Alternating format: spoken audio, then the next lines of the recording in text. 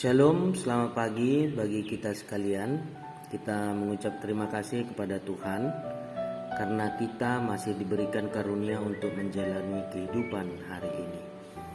Sebelum kita mendengarkan renungan pagi ini, kita satukan hati dan pikiran kita berdoa.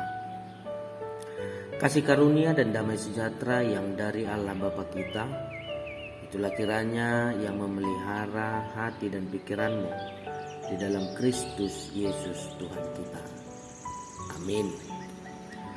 Bapak Ibu, saudara-saudara yang dikasihi oleh Tuhan Yesus Kristus, nats renungan pagi ini tertulis dalam buku 1 Petrus pasal yang kedua ayat yang ke-16. Demikian firman Tuhan. Hiduplah sebagai orang merdeka dan bukan seperti mereka yang menyalahgunakan kemerdekaan itu untuk menyelubungi kejahatan-kejahatan mereka, tetapi hiduplah sebagai hamba Allah. Demikian firman Tuhan. Kemerdekaan orang percaya. Merdeka secara umum dipahami tidak ada yang menindas, tidak ada yang menguasai, menekan, dan mengendalikan hidup kita lagi.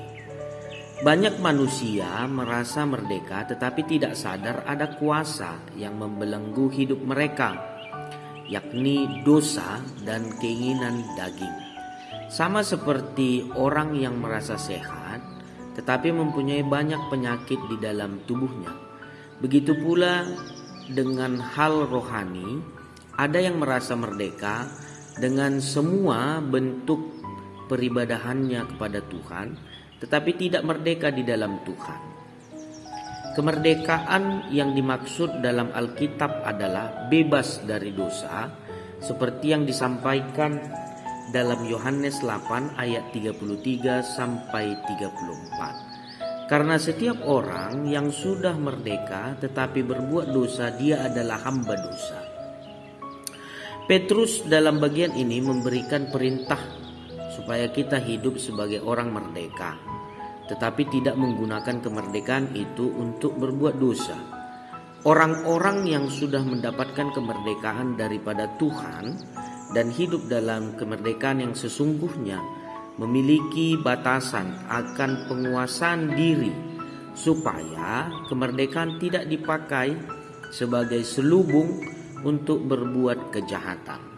Ini adalah gambaran tentang kemerdekaan yang sesungguhnya menurut 1 Petrus pasal 2 ayat 16. Seringkali kita salah mengartikan kemerdekaan itu untuk bebas berbuat sesuka hati, dan kemerdekaan tersebut disalahgunakan untuk mencapai tujuan tertentu sesuai dengan rencana kejahatan yang sudah diaturkan.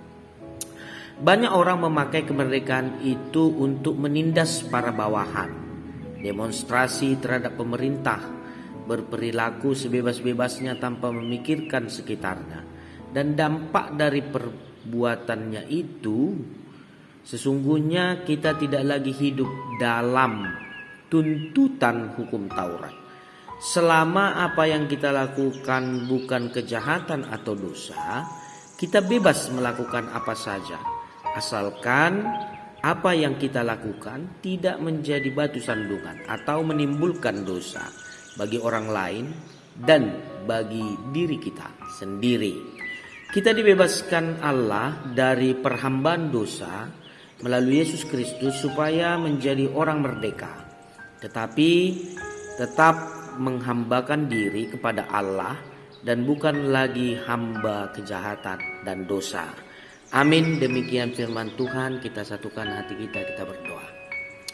Terima kasih Tuhan, Engkau mengingatkan kami hari ini bahwa Engkau adalah penolong kami dan Engkaulah yang memerdekakan hidup kami dari segala bentuk dosa. Melalui Roh Kudus-Mu Tuhan, semoga kami menjadi orang yang merdeka di dalam hidup kami, dan kami juga bisa menjadi pelaku firman-Mu di dalam kehidupan kami. Tuhan, hari ini kami berdoa untuk seluruh jemaat-Mu, dimanapun mereka berada, di rumah, di tempat pekerjaannya, bahkan yang dalam keadaan sakit, baik di rumah atau di rumah sakit. Engkau Tuhan yang pulihkan mereka.